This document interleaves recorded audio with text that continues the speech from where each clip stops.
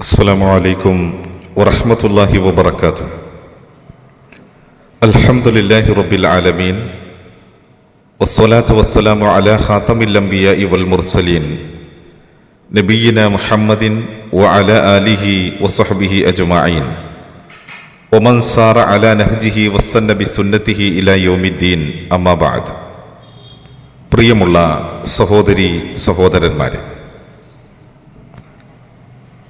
അന്ത്യപ്രവാചകനായ മുഹമ്മദ് നബി സല്ലല്ലാഹു അലൈഹി വസല്ലമ തങ്ങളുടെ നീണ്ട 63 വയസ്സുവരേക്ക് നിലനിൽക്കുന്ന ഈ ജീവിതത്തിൽ 40ാമത്തെ വയസ്സിൽ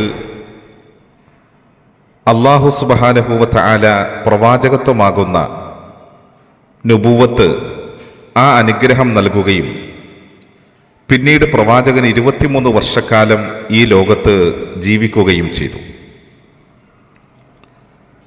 നുബുവത്ത് ലഭിച്ച് 23 വർഷക്കാലം പ്രവാചകൻ നയിച്ച ആ പ്രവാചകത്വ ജീവിതം ചരിത്രത്തിൽ തുല്യതയില്ലാത്തതും നിരവധി സംഭവങ്ങളാൽ ബഹുലമായതുമാണ്. നുബുവത്തും പരിശുദ്ധമായ ഖുർആനിൻ്റെ അവതരണവും വഹയും അതുപോലെ തന്നെ അമാനുഷികമായ പല ദൃഷ്ടാന്തങ്ങളും അടക്കമുള്ള ഓരോ കാര്യങ്ങളും പ്രവാചക ജീവിതത്തിൽ ഏറെ ശ്രദ്ധേയമായവയാണ് എന്ന് നമ്മൾക്ക് മനസ്സിലാക്കാൻ സാധിക്കും. അല്ലാഹു സുബ്ഹാനഹു വ തആല തൻ്റെ പ്രവാചകന്മാരിലൂടെ പ്രകടമാക്കുന്ന അസാധാരണമായ സംഭവങ്ങൾക്കാണ് മുഅ്ജിസത്ത് എന്ന് പറയുക. അത് നബിമാർക്കല്ലാതെ മറ്റാർക്കും ലഭിക്കുകയില്ല.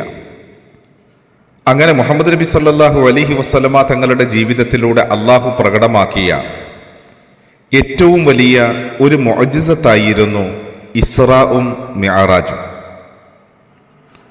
റസൂലുള്ളാഹി സല്ലല്ലാഹു അലൈഹി വസല്ലമ തങ്ങളുടെ ജീവിതത്തിൽ ഏറെ ദുഃഖം അനുഭവിച്ചു കൊണ്ടിരുന്ന ഒരു സമയം, ആമുൽ ഹുസുൻ അഥവാ ദുഃഖവർഷം എന്ന പേരിലാണ് ആ സമയം അറിയപ്പെട്ടത് തന്നെ.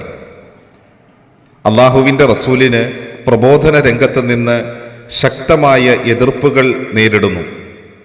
ഹിജറയുടെ തൊട്ടുമുമ്പുള്ളതായ ആ ഒരു കാലമെന്ന് പറയുന്നത് വളരെ വലിയ പ്രതിസന്ധികളുടെ മേൽ പ്രതിസന്ധിയുമായി നിലനിൽക്കുന്ന സാഹചര്യമാണ്.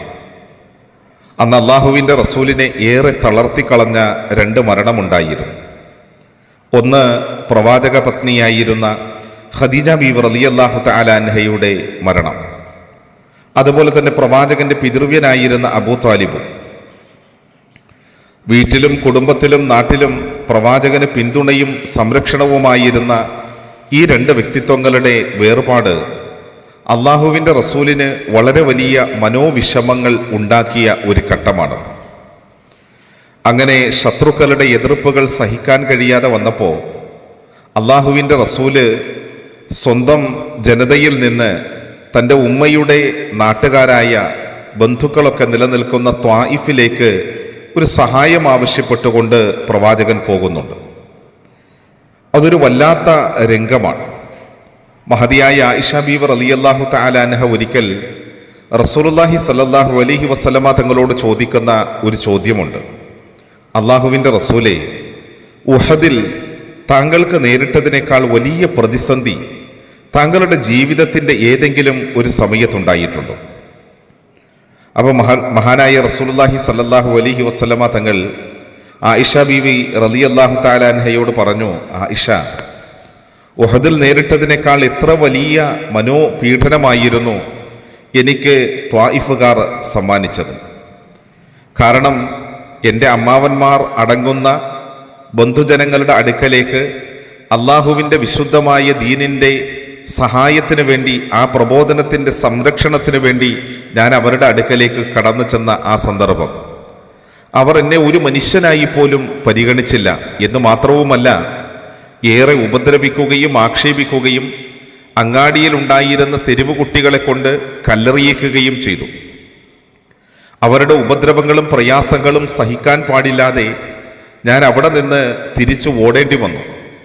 എത്രത്തോളം എന്ന് പറഞ്ഞാൽ, കല്ലേറുകൊണ്ട് എൻ്റെ ശരീരത്തിൽ നിന്ന് രക്തം ധാരധാരയായി ഒലിച്ചിറങ്ങുകയും ശരീരത്തിലെ ധരിച്ചിരുന്ന ചെരുപ്പും രക്തവുമായി ഒട്ടിപ്പിടിക്കുകയും ചെയ്യുന്ന അവസ്ഥ വരേക്കുണ്ടായിത്തീറും.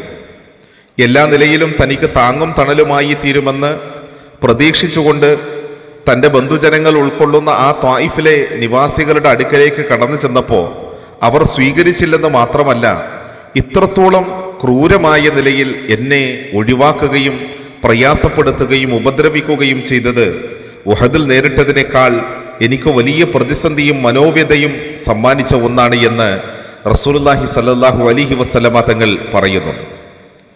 എന്നാൽ പോലും അള്ളാഹുവിൻ്റെ റസൂല് ആ ജനതയുടെ മേലെ എല്ലാ അർത്ഥത്തിലും ക്ഷമയവലംബിക്കുകയാണ് ചെയ്തത്.